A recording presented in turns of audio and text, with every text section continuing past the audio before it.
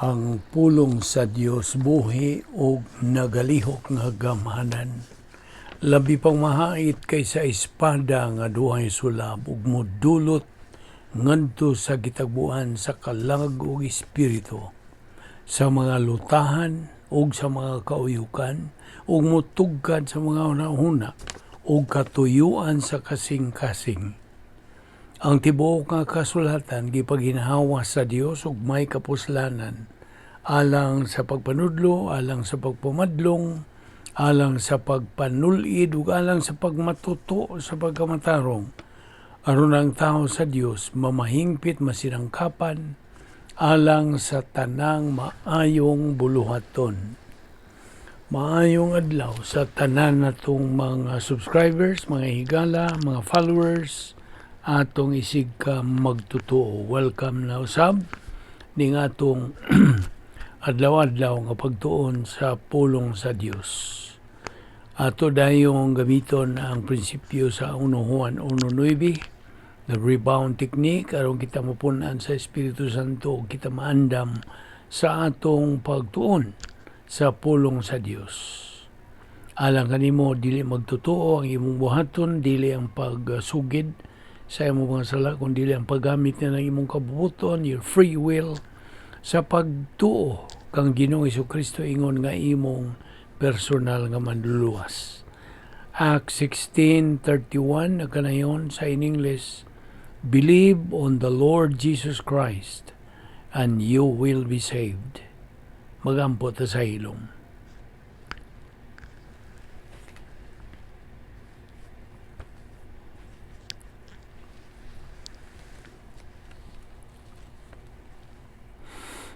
Amahan namong langit no, nagpasalamat kami kanimo nining layon sa mga adlaw nga imong gipadangat kanamo uban sa maayong panglawas ug among pahimuslan kining imong grasya.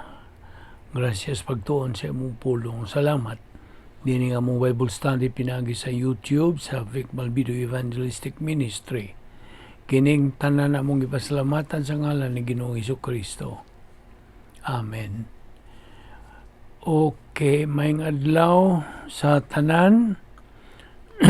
Padayon ta sa atong gibiyaan kagahapon. Niya pa kita magadupot sa atong tunanan. Positional Truth that Believers Repose. Okay. Kagahapon naghisgot kita sa duha ka matang sa pagkamapuanguron.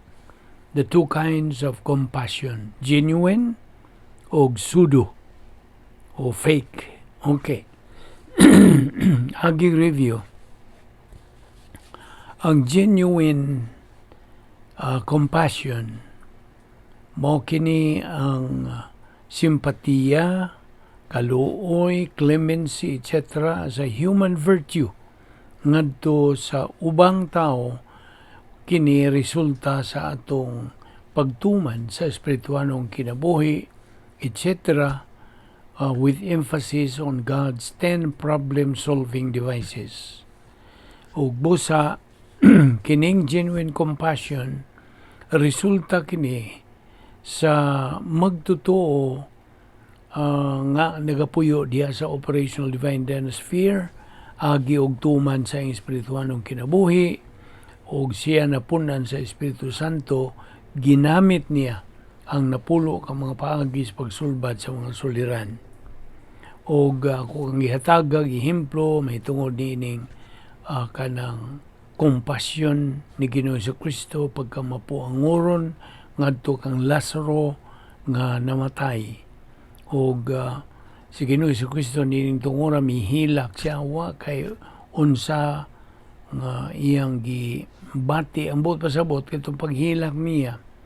Mihilak siya kay kasagaran niya itong nagasaksi niya itong pagkamatay ni Lazaro, wala mo tuo. Why pagtuo? Mo itong mihilak yun si Ginoong Jesucristo pagkaluoy ni mga tawhana. So, usab ang iyang pagkamapuanguron ngadto kang Maria Magdalena nga who was engaged in adultery o gatong pag-ingon niya go and sin no more. Ug ang pagkamapuanguro ni Ginoong Jesucristo usab ngadto sa kababayi didto sa atabay nga nagakaos og tubig. Nya ang ikaduhang matang sa pagkamapuanguron mo kining mini, plastic, fake or pseudo. Pakitang tao. Kini dili resulta sa doktrina kundi resulta sa pagdasig sa kinaiyang makasasala. Now, one who practices this, karnal siya nga magtotoo. He is a carnal believer. So, resulta kini sa gahom sa kinaiyang makasasala. Okay, padayon ta sa atong gibiyaan, no? Adto tas Colosas 3:12 na usab. So as those who have been chosen of God, eklektos, holy, and beloved, put on a heart of compassion, kindness, humility, gentleness, and patience. Tuod, ang Biblia, gisuwat kini in its original language. Dito sa karaang tugon in the Old Testament, ang Biblia gisuwat kini originally sa Hebrewanon. Ang ubang mga porsyon ini sa Aramaic. Samtang ang bagong tugon, New Testament, was originally written in Greek. So, we study the Word of God pinagi sa iyang original nga pinulungan. Muna nga usahay mayong kitang corrected translation. Kini nagpasabot nga nagtuon tas pulong sa Dios pinagi sa original nga pagkasulat niini. Now, by the way, agi pahinumdum kanimo nga kini nga atong paagi sa pagtuon sa pulong sa Dios pinagi kini sa ICE method. ICE, I-C-E. I, isagogical. C, categorical.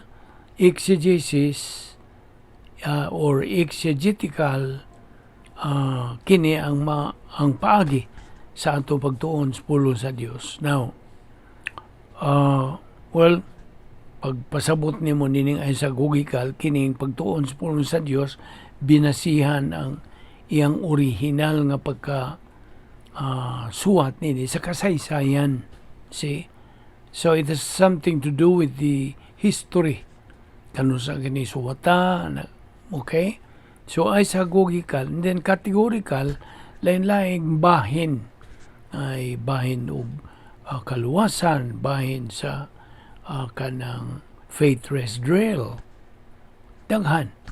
Unya ang exegetical, tuna ng pulong sa Diyos, binasihan sa original niyang pulong. Mo ng exegesis. Now, kitang mga Kristohanon, gimanduan sa pag-angkon o kaalam, knowledge, not feeling, dili ang pagbati. Although we cannot ignore feeling, di man sa kalikayan. Feeling is supposed to be a responder lang, tigtubag lamang, dili kay mao'y magauna o initiator. Kay ang balikon nga, feeling is supposed to respond to what is in one's mind. Kay feeling should not be controlling our life. It should be the mind to control our life. Now, sa atong pagpadayon, nining atong espirituhanong pagbuylo, we are going to learn og daghan pag yung mga doctrinal principles. Okay? Ang mga prinsipyo, God, gikinahanglan nato nga sundon kini when it comes to growing up in the spiritual life. We must note nga ang Christian way of life, which is spiritual life, cannot be lived dili mahimong kinabuhion sa tinawhanon nga paagi. Dili. It cannot be. It can only be lived by divine way. Ninumdum ka sa definition sa Christian way of life? It is a supernatural way of life. Ug tungod kay dili man kasagarang paagis pagkinabuhi, nanginahanglan sa og dili pod kasagarang paagi sa pagtuman ini. It demands a supernatural way of execution. Kaya ang Diyos nagamando ka na itong mga magtotoo to be doers of the word, not only hearers of the word. Kidaghan man sa mga magtotoo nga, igwal sila sa pagpaminaw. Palusot las pikasdunggan. They are only hearers. O kay wa man mo tuhop gid sa ilang kalag, wala sila magamit sa ilang pagbuhat na unya. Ingon nga mga Kristohanon. In fact, ang pulong sa Diyos na kanayon, whatever we do in word or deed, kinahanglan itong buhaton ka na all in the Lord Jesus Christ's name, giving thanks through Him to God the Father. Now, ang pulong sa Diyos is wisdom. God's Word is wisdom.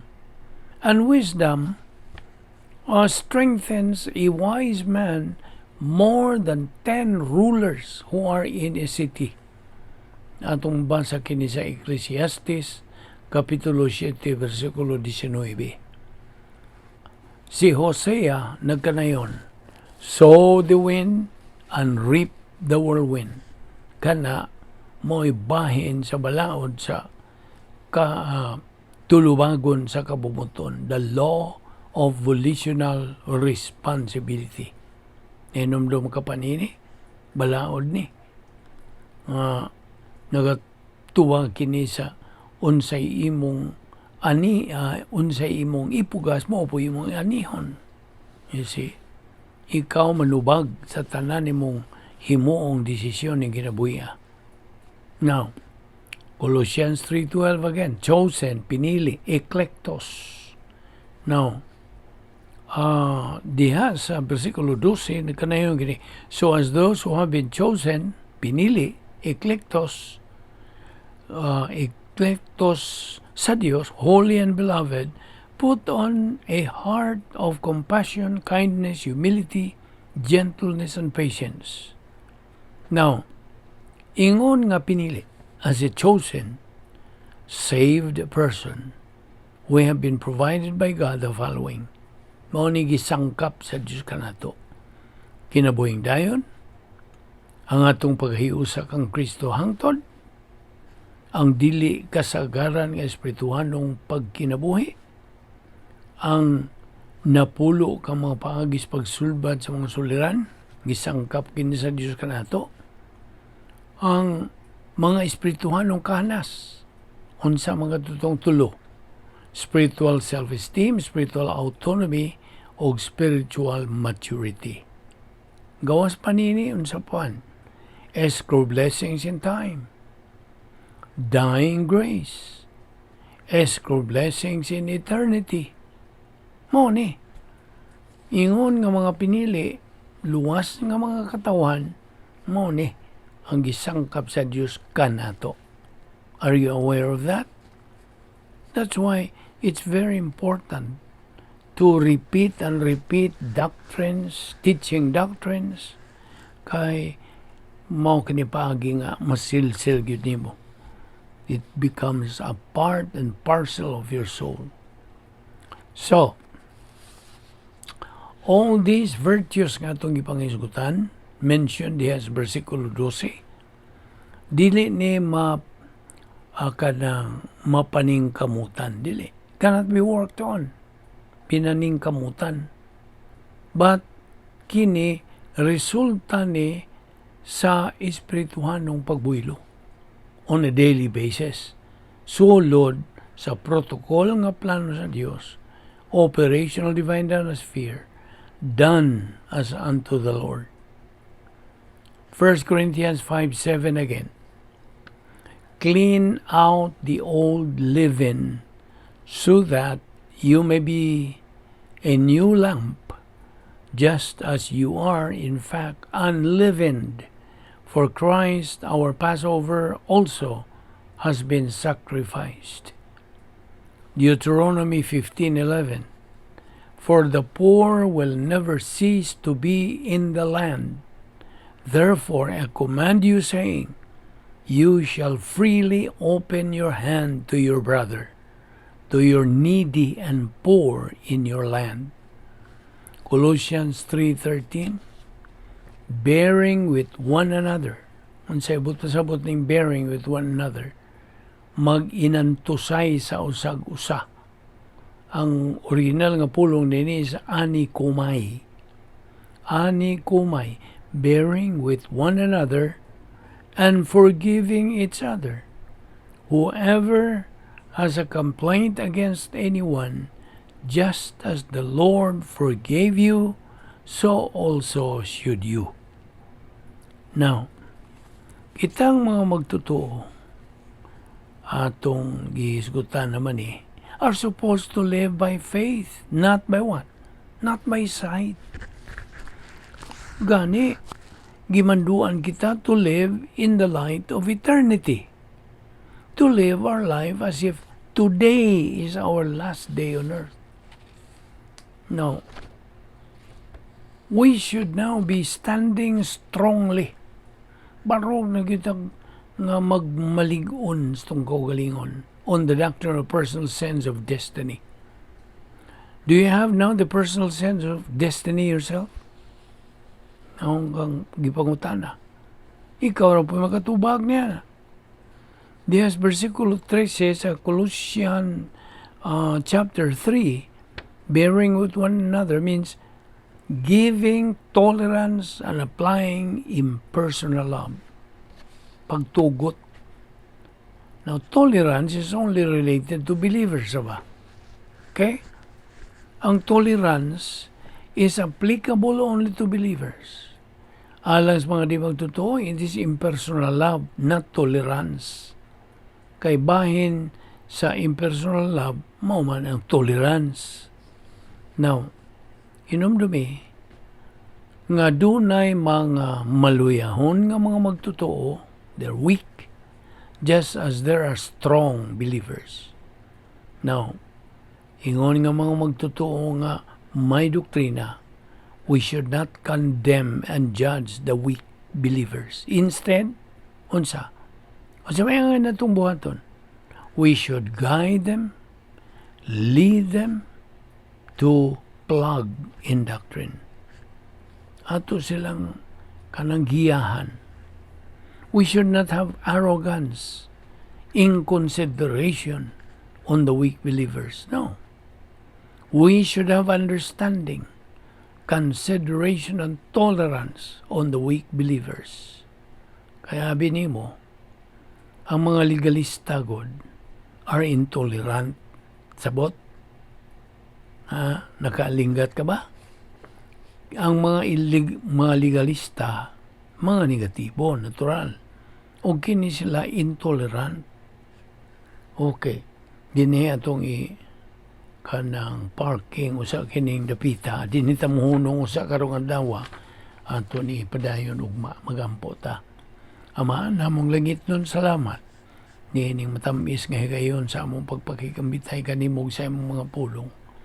Hinaot nga kini masilsil gayon sa among libatakan. Kini mga doktrina ang kinahanglan namo sa among adlaw-adlawng panginabuhi ingon nga imong mga anak.